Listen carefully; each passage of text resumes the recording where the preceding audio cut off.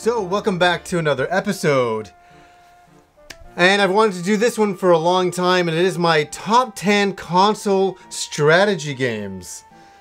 And I think I've mentioned a few times that I really love strategy games on consoles. I have for years, and I thought I'd do a top 10 list of my favorites.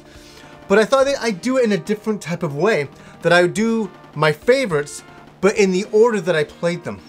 So I can explain why they were important to me and why they were interesting. So obviously, guys, there's no definitive list on the internet of what is the top 10 console strategy games. These are just some picks that I've done for fun. Please tell me some of your picks down below. So I thought I'd just start off with my first one. And this is the first console strategy game that I ever played. And over here on the TurboGrafx, it was called Military Madness. And in Japan, it was called Nectaris. And it all took place on the moon, a battle for the moon.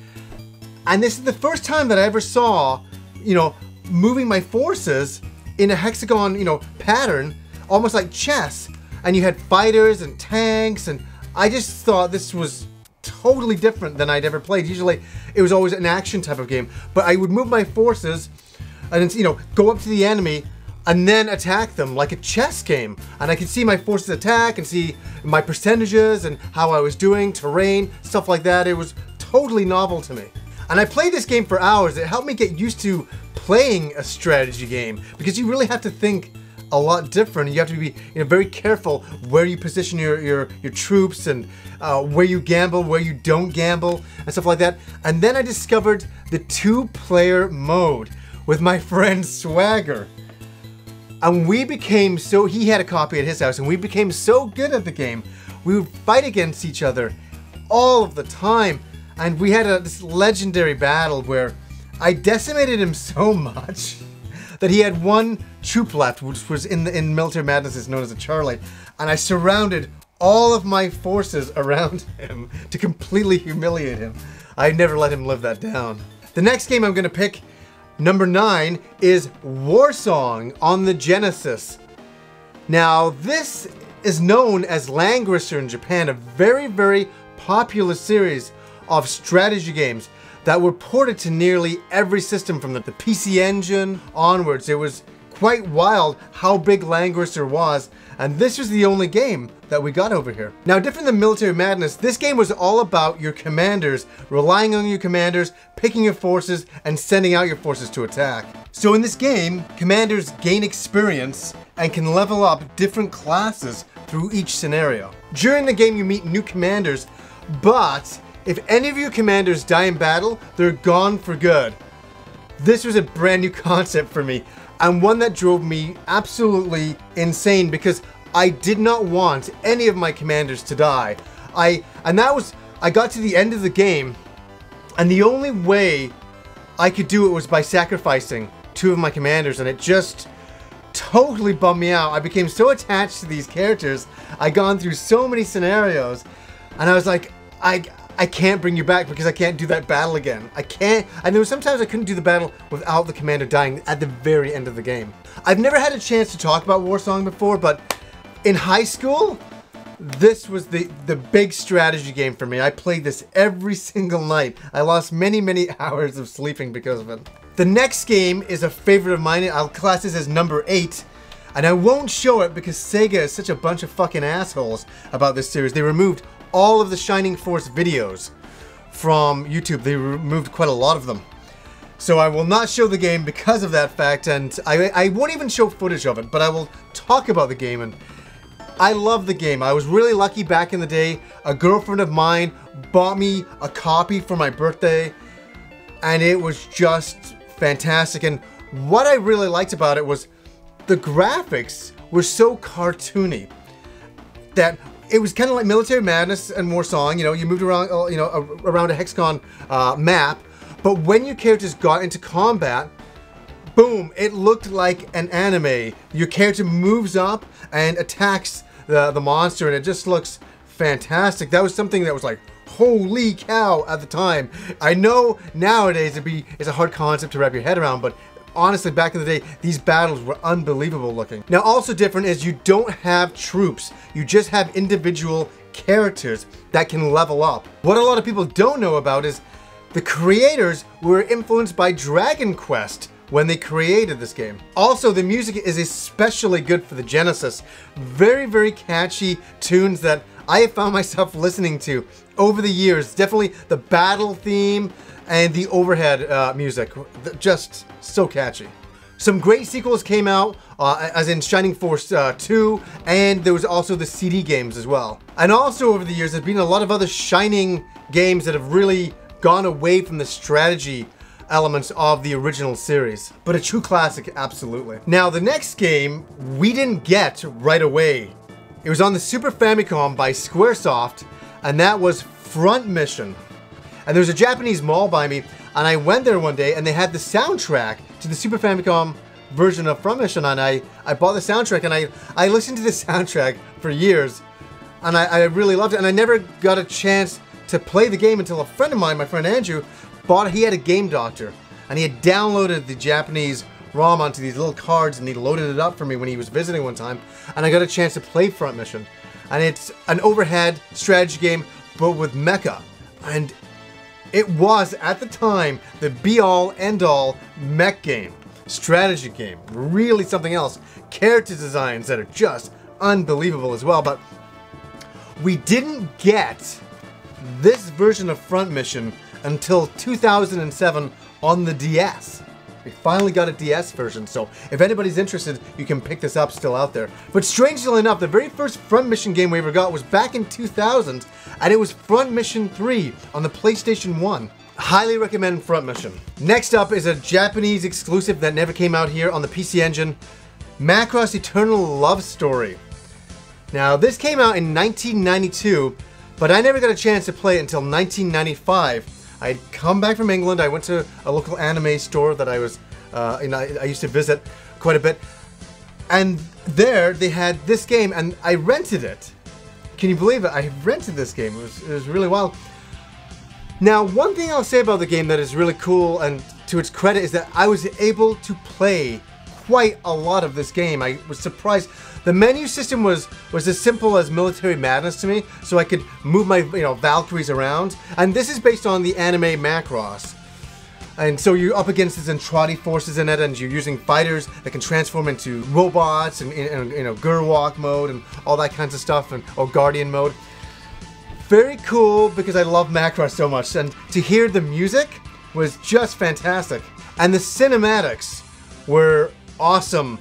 This is at the time when CD disc base could hold these amazing cinematics for anime cutscenes, and this was a very big deal back in 1995, let me tell you. And what's another highlight moment is getting to the final battle and hearing Minmei's song play over and over as you trying to fight the final battle. That was a crazy one, I remember that. Next up is Vandal Hearts. This is just a favorite of mine. It is not the best strategy game ever created. It's very by the book. It's by Konami, but it definitely had an impact on me back then. Yeah, this was released in 1997. Vandal Hearts was a pretty average strategy game, but it changed it up a little bit by having to complete certain missions by killing or defending certain foes or allies. What excited me back then was not only was this a great strategy game, but it was made by Konami, and it had heavy politics and an interesting story. And it also did well enough to get a few sequels. Final Fantasy strategy games came together to create the ultimate game for me back then. Final Fantasy fucking Tactics. Fucking was in the middle of that, honestly. This game, I had been anticipating for so long, and I'll never forget Rob coming to meet me because I was really busy in the morning and he had the morning off, and he went, I gave him the money the night before, and he went to our local mall and he picked up this copy of Final Fantasy Tactics for me. And I came back and I was like, he gave it to me. I think we met at Burger King or something like that. And he gave it to me.